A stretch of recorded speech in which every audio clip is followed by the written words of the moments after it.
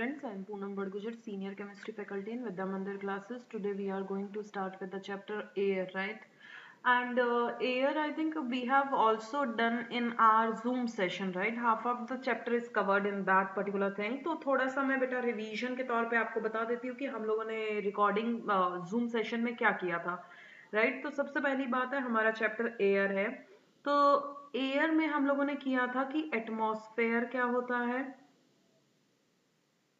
What do you mean by atmosphere? अगर मुझे atmosphere पता चल चुका है तो मुझे ये पता था कि प्रॉपर्टीज ऑफ एयर हमने नेक्स्ट किया था, राइट? नेक्स्ट जो हमारा टास्क था वो क्या था बेटा? Properties of air. Properties of air. Properties of air में जो हम लोगों ने किया था कि एयर इज बेसिकली, एयर तुम लोगों ने बताया था कि एयर जो होती है बेटा इनविजिबल होती है.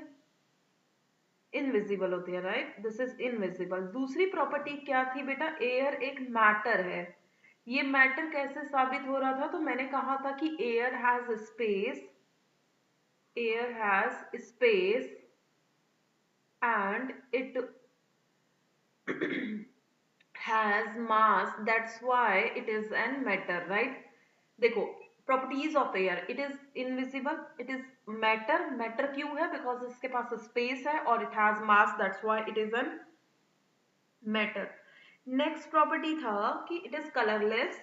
You can't see the color of the air, right? This is colorless. You can smell it. This is odorless. And one more thing, इसको टेस्ट भी नहीं कर सकते, तो दिस इज बेसिकली टेस्टलेस. तो ये सारी प्रॉपर्टीज हम लोगों ने की थी. ना इसका टेस्ट आता है, ना कलर आता है, ना ऑर्डर आता है. तो ये मैंने एग्जांपल देके भी आपको समझाया था.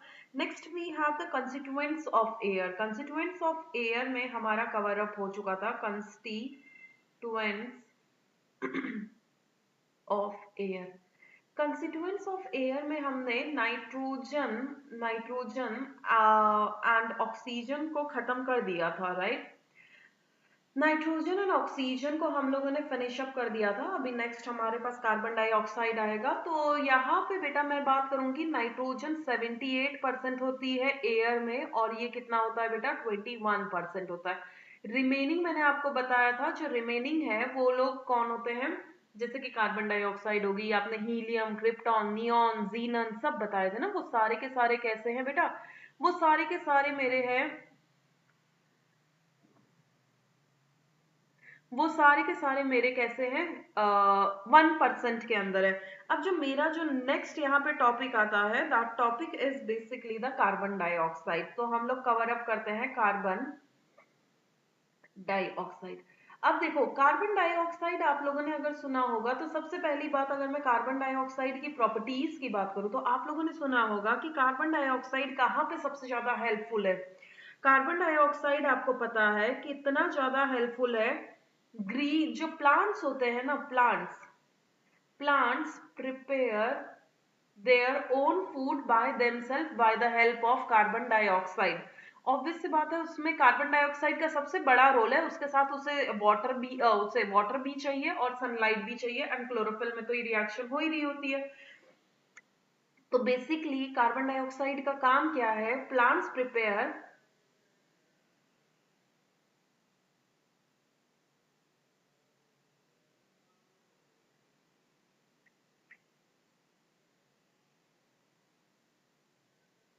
plants prepare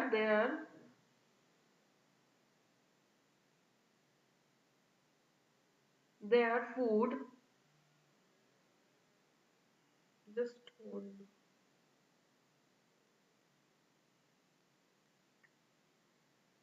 Plant prepare their food by themselves by the help of by the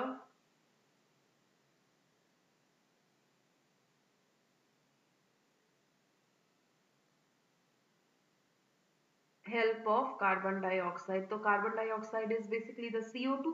तो CO2 की हेल्प से प्लांट अपना खाना खुद बनाते हैं. इसे क्या कहा जाता है बेटा? The process is known as the photosynthesis. अब फोटोसिंथेसिस के अंदर होता क्या है वो हम लोग जरा देख लेते हैं. फोटोसिंथेसिस के अंदर होता क्या है कि कार्बन जो डाइऑक्साइड है, कार्बन डाइऑक्साइड प्लस में वाटर, ये दोनों रिएक्ट करते हैं, और ये दोनों रिएक्ट करते हैं और किसकी प्रेजेंस में करते हैं बेटा? सनलाइट की प्रेजेंस में ये दोनों रिएक्ट करते हैं। एंड क्लोरोफिल भी यहाँ पे बहुत बड़ा रोल प्ले करता है, क्योंकि स्पेस तो चाहिए ना जहाँ पे रिएक्शन हो। तो ये लोग क्या बनाते हैं? ये लोग अपना खाना बना देते हैं। दैट खाना is nothing but the glucose what they exhale out, that is basically the O2. Carbon dioxide and water in the presence of sunlight and the chlorophyll react together and form the glucose and CO2, right? So this process is known as the photosynthesis. अब तुम्हें अगर पता हो तो carbon dioxide और बहुत अच्छी जगह पे कहाँ पे यूज होता है? एक तो हम लोग एक्सेल करते हैं, वो exhale carbon dioxide will be taken up by the plants. अब प्लांट ने अपना खाना खुद बना दिया। अब दूसरी चीज है, ये कहाँ पे यूज होता है? फायर एक्सटिंग्विशर में भी इसका यूज होता है। The gas is fire extinguisher, use in fire extinguisher, right? How it is used in the fire extinguisher? Because CO2 stop the supply of oxygen, stop the supply of oxygen. उसके वजह से क्या होगा? CO2 stop the supply of oxygen, hence fire extinguishers. अब आपको पता ही है कि आग जलने के लिए ऑक्सीजन की ज्यादा जरूरत होती है। अब ऑक्सीजन ही नहीं रहेगी तो कहाँ से आग जलेगी, राइट? फायर होगा। तो this is basically use for the fire extinguisher, right? दूसरा हमारे पास में जो नेक्स्ट टॉपिक है वो है हमारे पास वाटर वेपर।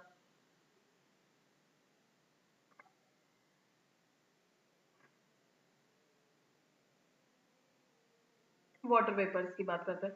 अब तुम्हें पता होगा बेटा वाटर वेपर्स एटमॉस्फेयर में भी प्रेजेंट है। तो ये कैसे मैं प्रूव करूंगी कि एटमॉस्फेयर में प्रेजेंट है? वाटर वेपर्स जो होते हैं उसी को हम लोग कहते हैं कि आज जो एरिया है वो ह्यूमिडिटी जिससे बताई जाती है ना, वो nothing but the water vapours. How will you know that कि water vapours are present in the atmosphere और नॉट? तो एक काम करो, एक ग्लास ऑफ वाटर ले लो, ग्लास ऑफ आइस ले लो जिसमें आइस के सर्कल, ये देखो ये इस ग्लास है, ग्लास के अंदर मैं बोल देती हूँ आइस है। अब ग्लास के अंदर जो आइस है, अब क्या होगा? थोड़ी देर बाद क्या होगा? If you leave this thing, then water vapours which are present at the atmosphere they will condense over है। तो वाटर वेपर यहाँ पे जाके सबमिट हो जाएंगे। ये वाटर वेपर्स, वो वाटर वेपर्स है, water vapours condense on glass. Water vapours क्या होंगे बेटा? ग्लास के ऊपर कंडेंस हो जाएंगे। तो इससे ये भी मुझे पता चलता है कि एटमॉस्फेयर में water vapours are present, right? It shows that, इससे मुझे पता क्या चलता है? It shows that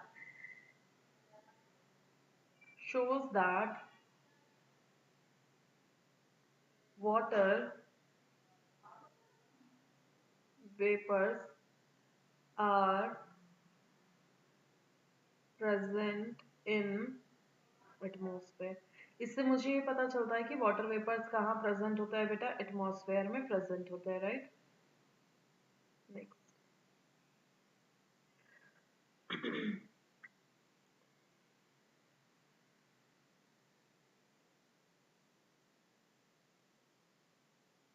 next we have जो एटमॉस्फेयर में होता है ना, एटमॉस्फेयर में एक तो देखो नाइट्रोजन सबसे ज्यादा मेन है, उसके बाद में ऑक्सीजन मेन है, फिर carbon dioxide, water vapours, and अब कुछ ऐसे भी पार्टिकल है जिनकी हमें जरूरत है, जरूरत नहीं भी है फिर भी है, डस्ट पार्टिकल, स्मोग, जो कि एटमॉस्फेयर को बना रहे हैं। या तो ये स्मोग हो सकता है और डस्ट पार्टिकल हो सकता है। अब ये दोनों के दोनों पार्टिकल है तो हार्मफुल, बट ये प्रेजेंट तो है ही ना एटमॉस्फेयर में, तो हमें इनको भी पढ़ना है। और तुम्हें पता होगा कि ये भी बहुत ज्यादा मात्रा में प्रेजेंट होते हैं इन the atmosphere. You will see the atmosphere of the, मैं अगर बोलूं कि तुम लोग दिल्ली की न्यूज़ेस देखो for the atmosphere air pollution, तो air pollution in the Delhi बहुत ज्यादा ही एक्टिवेट हो रखा है। व्हाई? बिकॉज वहां पे क्रैकर्स पे कोई जोर नहीं दिया कि क्रैकर्स, अगर if somebody is burning that crackers, they are burning, nobody is stopping that cracker burning. If somebody is stopping, तो कोई चुप थोड़ी ना बैठता है, जिसको जलाने हैं क्रैकर्स वो तो जलाते ही हैं, राइट? अब उससे देश का क्या हो, किसका क्या हो, nobody cares. तो हमें क्रैकर्स को नहीं जलाना चाहिए. तो पहली चीज अब हमें ये पढ़ना है कि स्मोक होता क्या है, डस्ट पार्टिकल होते क्या है. तो स्मोक क्या होता है वो पहले पढ़ लेते हैं. तो स्मोक क्या होता है, सबसे पहला टॉपिक मेरा क्या है बेटा, स्मोक. स्मोक क्या है, they are the undesirable particle.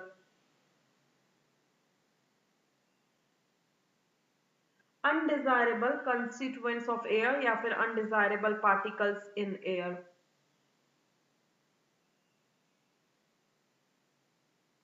Right. Next, smoke कहाँ से प्रोड्यूस होता है, तो सबसे पहले इसका प्रोडक्शन देख लेते हैं. From where it is produce, right, production. Smoke production होता कहाँ से है, राइट. तो सबसे पहला मैं टॉपिक करती हूँ A, how the smoke is produce. It is produce from the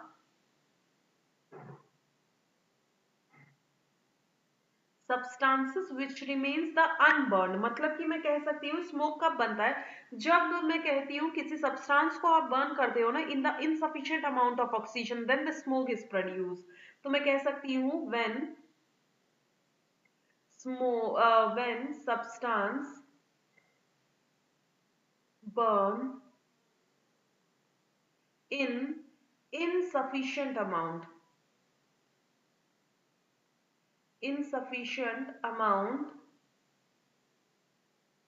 when smoke is formed when substances burn in insufficient amount of oxygen. एक तो जब बनता है, और एक और चीज आपने देखी होगी ना, कई सारी फैक्ट्रीज में, चिमनीज से भी बहुत सारा धुआं निकलता है, right. Smoke release from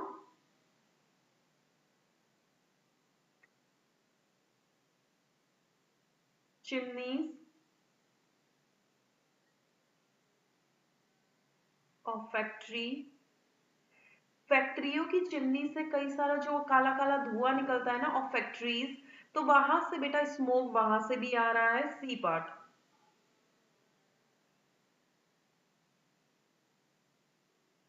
automobile exhaust, गाड़ियों का धुआं.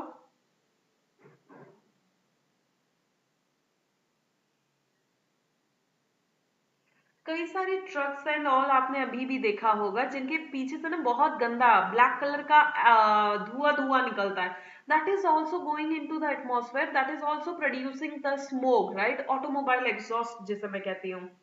अब होता क्या है, अब देखो जो जो चीजें मुझे रिक्वायर्ड है वो तो करनी ही पड़ेंगी. जैसे फैक्ट्रीज है, फैक्ट्रीज में से धुआं तो, मान लो कि फैक्ट्री अगर इंपॉर्टेंट है तो धुआं तो निकलेगा ही निकलेगा. ये एडवाइस दी जाती है कि chimney should be tallest, so that whatever be the particles are releasing they will go directly into the air uppermost में. वो जो हम लोग धरती पे रह रहे हैं, अर्थ पे रह रहे हैं, हम लोगों के पास में डायरेक्टली ना आए बेटा, वो स्प्रेड आउट हो जाए तो जल्दी अच्छा है, कंपेयर टू कि कंसंट्रेट हो जाए एक जगह. तो यहाँ पे एडवाइस एक दी जाती है कि chimney should be tallest and tallest. जितना बड़ा लंबा हमें चिमनी लगाना चाहिए उतना तो लगाना ही चाहिए, राइट. जिससे कि अब देखो ना, अगर मान लो this is your earth, right, and you are human being over here. अब मान लो चिमनी का हाइट इतना है, राइट, जिसमें से धुआं निकल रहा है, and one of the chimney is there जिसका हाइट मान लो इतना है. तो बेसिकली इसका वॉट एवर भी the smoke is coming, it will directly basically near to the human being. तो ये हमें बेसिकली क्या करेगा, हमारे हेल्थ के लिए अच्छा नहीं है. ये देखो यहाँ पे जो चिमनी है it is far from the अस, तो उससे होगा क्या बेटा कि जो साइड इफेक्ट है वो कम हो जाएंगे बस.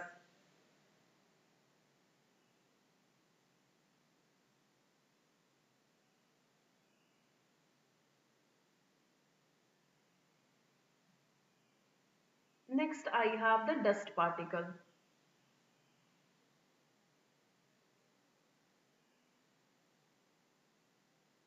डस्ट पार्टिकल्स की बात करते हैं. डस्ट पार्टिकल्स की अगर मैं बात करती हूँ तो यहाँ पे fast moving winds, storms, speeding vehicles and cleaning of the road, सब के सब जो है डस्ट पार्टिकल हमारे एटमॉस्फेयर में डाल देते हैं। अब तुम्हें पता है रोड पे भी इतनी गंदगी होती है, अगर फास्ट मूविंग व्हीकल आएगा तो बहुत सारा धुआं छोड़ के जाता है, पीछे वो जो मिट्टी उड़ा के जाता है, that is basically the dust particle which is basically comes in contact with us, right? ऐसे ही तो आते हैं बेटा कॉन्टैक्ट में वो हमारे। अब देखो यहाँ पे मैं लिख सकती हूँ फास्ट मूविंग विंड, स्टॉर्म्स जो तूफान होते हैं वो, स्पीडिंग व्हीकल्स तेज गाड़ियां जो होती है, vehicles vehicles it's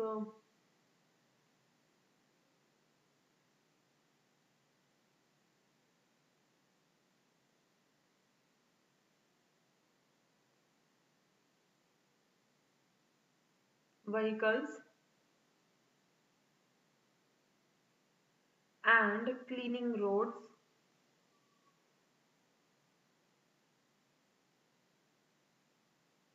roads add dust particles in dust particle to air. ये डस्ट पार्टिकल यहाँ से हमारे एयर में एंटर हो जाता है, राइट, इनटू एयर, राइट। अब फिर डस्ट पार्टिकल क्या करते हैं ये देखो, if dust particle come in contact with the nose, मतलब कि अगर हम लोगों ने उसे इनहेल कर लिया, if we breathe this particles, if we inhale these particles, these dust particles, होता क्या है अगर हम लोग इन डस्ट पार्टिकल्स को बेटा इनहेल कर लेंगे तो होगा क्या,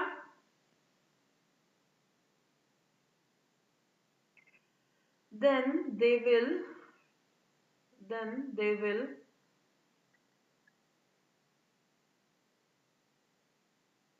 trapped by hairs of nose, hairs of nose, and does not allow to enter into the nose, ठीक है।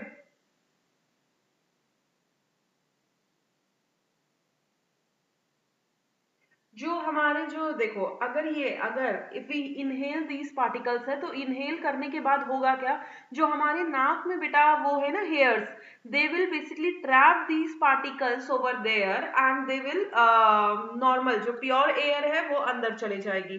अगर मान लो किसी केस में हम लोगों ने उसे इनहेल कर भी लिया डस्ट पार्टिकल को, तो basically it will cause allergy, it can cause the lung problems and respiratory problems, मैं कह सकती हूँ डायरेक्टली रिलेटेड टू नोज है ना, तो नोज से अगर रिलेटेड है तो रेस्पिरेटरी प्रॉब्लम्स मैं कह सकती हूँ, अगर हेयर्स भी उसे रोक नहीं पाए तो। अब देखो इंपॉर्टेंस ऑफ एयर की बात करते हैं।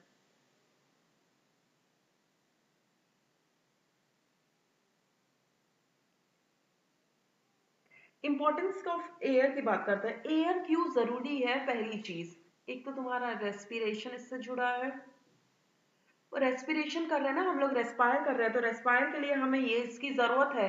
रेस्पिरेशन होता क्या है, respiration is provides the energy, respiration अभी बताया था मैंने कि रेस्पिरेशन में क्या होता है बेटा, एनर्जी तुम्हें मिल रही है, जो तुम काम कर रहे हो ना वो एनर्जी तुम्हें मिल रही है इससे, तो रेस्पिरेशन प्रोवाइड्स एनर्जी,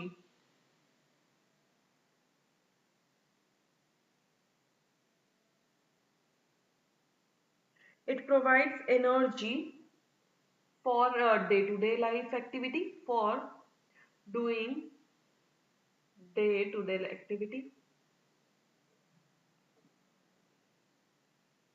जो हम जीवन के रोजमर्रा के काम कर रहे हैं ना वो सारे करने के लिए एनर्जी हमें यही से आ रही है। Second,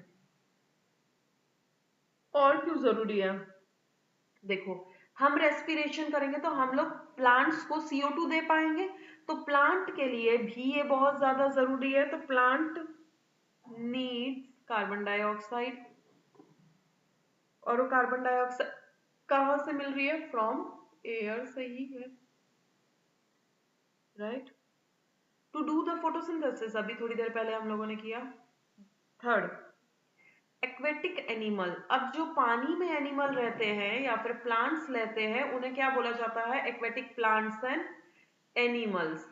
Aquatic plants and animals needs oxygen, needs oxygen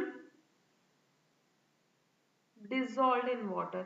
जो ऑक्सीजन पानी में डिजोल्व होती है ना, डिजोल्व इन वाटर. अब इसी ऑक्सीजन को बोला जाता है बेटा डिजोल्व ऑक्सीजन.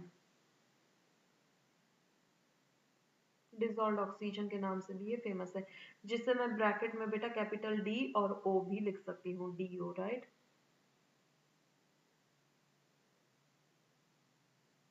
फोर्थ पॉइंट है. Fourth point, why the air is important. सबसे पहली बात, if you have heard about the word कि एयर जो है बेटा उसमें भी होती है ना, सॉइल में ट्रैप हो जाती है, जिसके कारण तुम्हारी जो एयर है, सॉइल है, वो फर्टाइल हो जाती है. तो I can say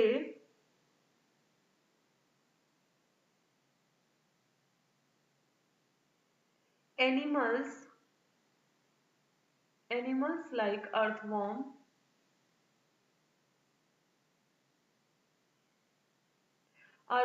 needs oxygen,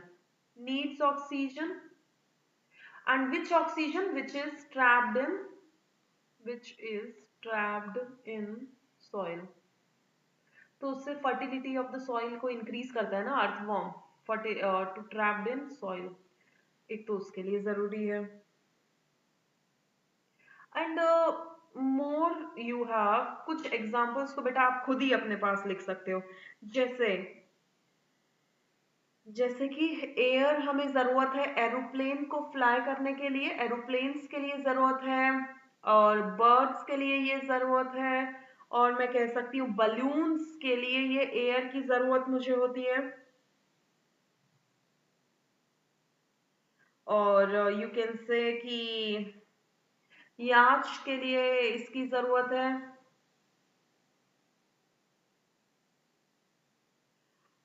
you can say कि, और एक और चीज इसी में मैं एक और, ये तो फ्लाइंग वाले चीजें मैंने इसमें बता दी.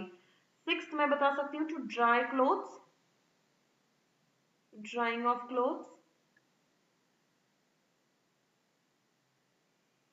ड्राइंग ऑफ क्लोथ्स के लिए जरूरत है मुझे इसकी.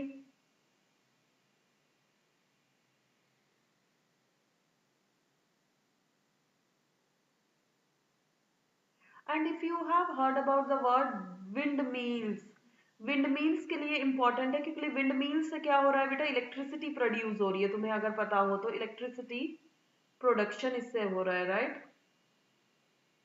इलेक्ट्रिसिटी प्रोडक्शन इससे हो रहा है. और बाकी बहुत सारे एग्जाम्पल है, हम लोग एक बार बुक्स में से रीड करोगे तो आपको बहुत सारे एग्जाम्पल वैसे भी समझ आ जाएंगे, राइट. अब हम लोग आगे बढ़ते हैं, और आगे जो मेरे पास टॉपिक है वो है बेटा ऑक्सीजन साइकिल. देखो ऑक्सीजन साइकिल में कोई इतना रटने वाली चीज नहीं है. जैसे मैंने वाटर साइकिल की थी ना, वैसे ही मुझे ऑक्सीजन साइकिल करनी है. अब ऑक्सीजन आ कहां से रही है? मान लो ये तुम्हारे हैं animals, these are your animals. Animals, ये मान लो तुम्हारे ट्रीज है या फिर प्लांट्स है, ये मान लो तुम्हारा ह्यूमन है, राइट. और एनिमल्स हो गया, प्लांट्स हो गए, ह्यूमन हो गया, जो भी हो गया ये ले लिया.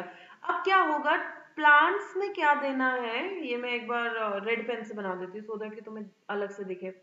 प्लांट्स क्या करेंगे बेटा, प्लांट्स क्या करेंगे, ऑक्सीजन देते हैं. हम लोग ह्यूमंस क्या करते हैं, एयर में CO2 देते हैं. अब CO2 किस किस के काम की है? एयर. देखो ऑक्सीजन ये पूरी जगह पे ऑक्सीजन दे रहा है, एनिमल्स भी क्या कर रहे हैं, CO2 दे रहे हैं. तो ये CO2 किसके काम की है? प्लांट्स के. ये भी CO2 किसके काम की है? प्लांट्स के. बट उन्होंने जो ऑक्सीजन दी है वो हमें आ रही है. तो देखो ना साइकिल रिपीट हो रही है, ऑक्सीजन उन्होंने हमें दी, हमने उन्हें CO2 दी, दोबारा से हम उन्होंने CO2 लेके हमें ऑक्सीजन दे दी. समझ रहे हो? तो ये साइकिल रिपीट हो रही है, that's why it is known as the oxygen cycle. इसमें रेस्पिरेशन, फोटोसिंथेसिस दोनों इन्वॉल्व है, राइट. एयर पोल्यूशन की बात करते हैं.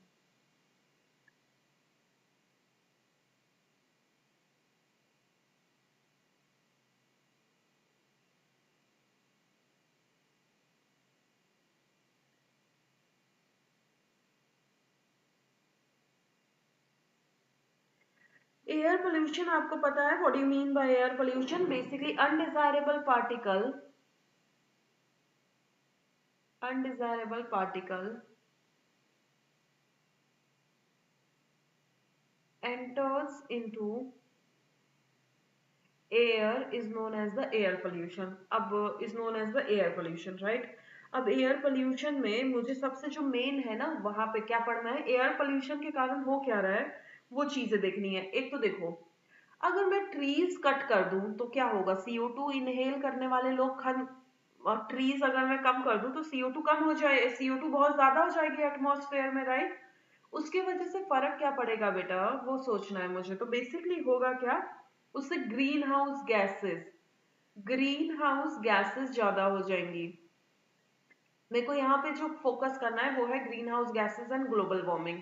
तो मैं जरा ग्लोबल वार्मिंग पढ़ाती हूँ, ग्रीन हाउस इफेक्ट आपको अपने आप समझ आ जाएगा। ग्लोबल वार्मिंग, अच्छा ठीक है। देखो, मानो कि ये तुम्हारी अर्थ है, राइट? ये अर्थ है और दिस इज सन। ये क्या है बेटा, ये सन है जिसकी रोशनी हमें सुबह सुबह रोज मिलती है, सन है। एंड आई कैन से कि this is the atmosphere of earth.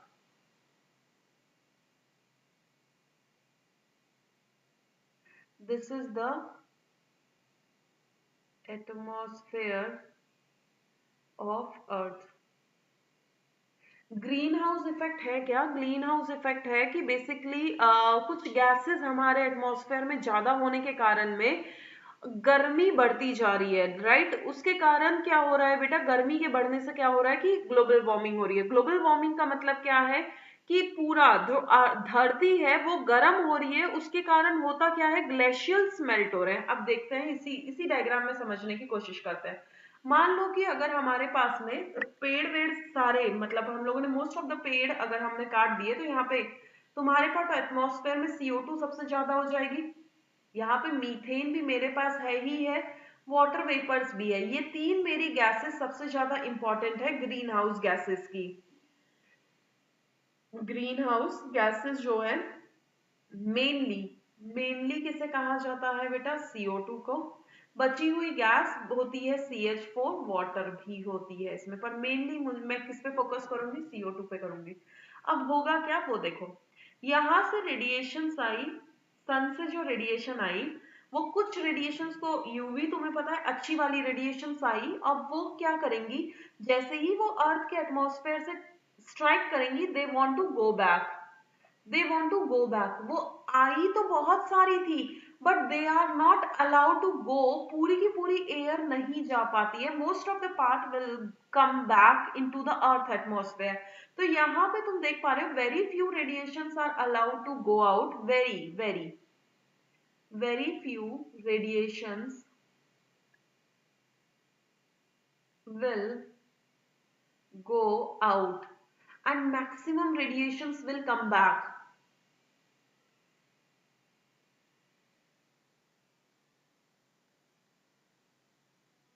Radiations will come back. बहुत सारी रेडिएशंस थी जो कि वापस आई थी, बट बहुत कम रेडिएशंस ऐसी थी जो कि ऊपर रह गई है, राइट? तो यहां से क्या होगा, सन में से जो एनर्जी आई, वो एनर्जी एटमॉस्फेयर के बाहर पूरी की पूरी जानी चाहिए थी, जाती नहीं है। क्यों नहीं जाती है? बिकॉज ये जो गैसेस है ना, CO2, CH4 एंड वाटर, ये ट्रैप कर लेती है इन रेडिएशंस को। होता क्या है बेटा, होता यह है कि CO2, CH4, वाटर ड्रॉपलेट्स या फिर water vapours trap the trap the radiations of sun radiation of sunlight and will not allow them to go back। वो अलाउ नहीं करती कि वो रेडिएशन दोबारा वापस जाए, जिसकी वजह से क्या होता है बेटा, अर्थ का temperature earth temperature will increase. Earth का टेम्परेचर इंक्रीज हो जाता है। उसके वजह से होगा क्या बेटा, ग्लेशियर्स ग्लेशियर्स विल मेल्ट। अब ग्लेशियर के मेल्ट होने से होगा क्या? फ्लड आएगी। फ्लड के होने से होता क्या है तुम्हें पता है? कहीं पे अगर फ्लड आती है, फ्लड आई वांट टू से कि फ्लड को हिंदी में क्या कहते हैं?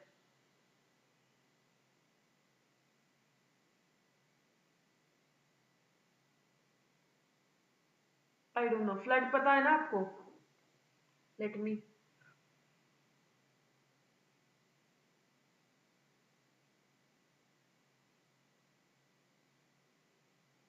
फ्लड को हिंदी में कहते हैं जो बाढ़ आती है ना बेटा, वो। अब उससे होगा क्या? इससे डिस्ट्रक्शंस होंगे, तबाही होती है, डिस्ट्रक्शंस होंगे।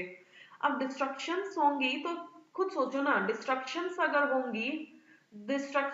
होंगी तो उससे होगा क्या? इकोनॉमी कम हो जाएगी ना,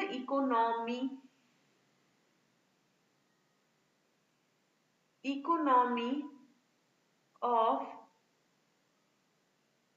कंट्री कम हो जाएगी, बेसिकली डिक्रीजेस। बिकॉज उसमें देखो, फ्लड से जितना भी नुकसान होगा उससे देश को पैसा भरना पड़ेगा। अगर देश को पैसा भरना पड़ेगा तो उसके बाद वजह से इकोनॉमी कम हो रही है। तो मुझे डायरेक्टली सोचना है कि ग्लोबल वार्मिंग से हो क्या रहा है।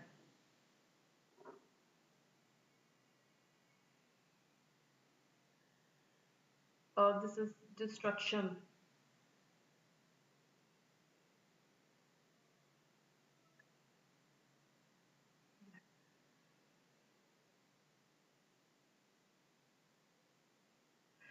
देखो, हो क्या रहा है बेटा, हो क्या रहा है यहाँ पे?